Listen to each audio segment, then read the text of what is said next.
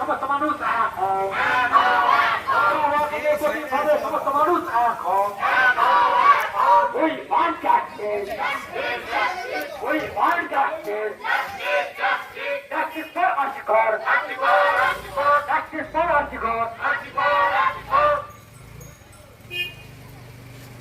রথের সামনে যারা বাইক বা সাইকেল গুলি রেখেছেন তাদের উদ্দেশ্যে বলছি আপনারা বাইক বা সাইকেল গুলি অবিলম্বে সরিয়ে নেবেন। আমাদের এখানে এরা মহল মিছিলের আসছে বা